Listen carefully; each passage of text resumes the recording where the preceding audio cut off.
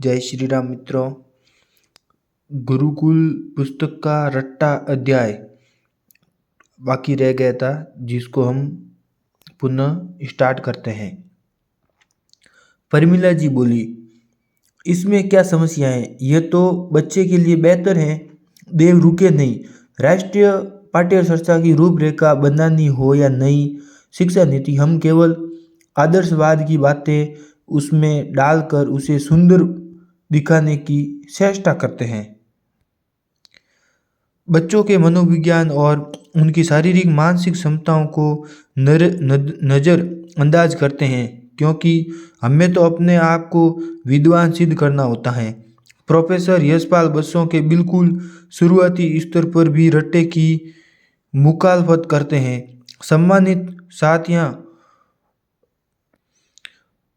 हमारे पूर्ववर्ती विद्वानों ने बहुत शोध अनुसंधान के बाद अधिगम के 3 स्तर बताए हैं: स्मृति स्तर, बोध स्तर और चिंतन स्तर। प्राथमिक शिक्षा में बच्चा स्मृति स्तर पर होता है।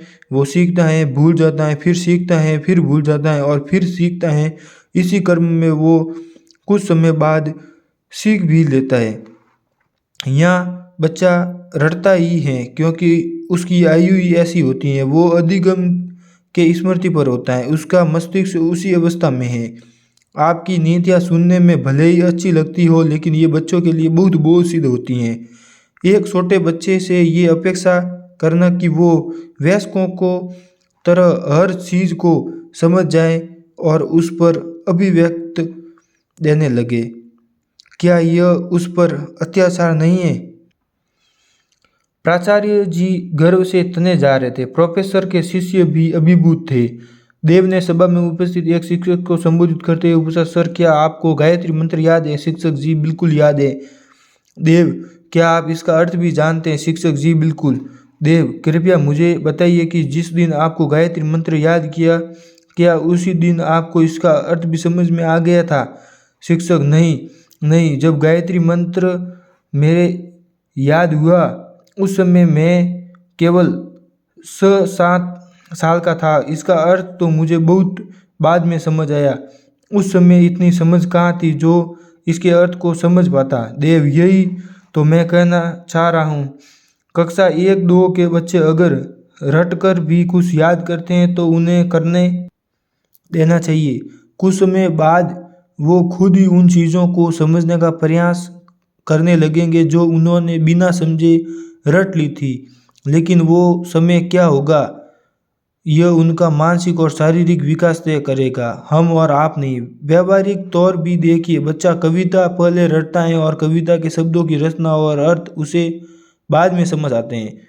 बच्चा रटकर सीखता है कि भारत के राष्ट्रपिता महात्मा गांधी है। महात्मा गांधी कौन है और राष्ट्रपिता क्यों है, ये वो बाद में समझते हैं। इसलिए कहता हूँ कि रट्टा इतना भी बुरा नहीं है जितना बुरा उसे कहा जाता है। जैसे ही प्रोफेसर ने बोलना बंद किया, सभी तालियों से गूंज उठी। पूरी सभा तालियों से गूंज उठी।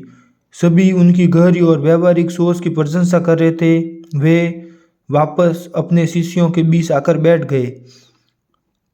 आराधना गंभीरता से बोली, सर, एक बात कहना चाहती हूँ। प्रोफेसर आश्चर्य से बोले, हाँ बोलो।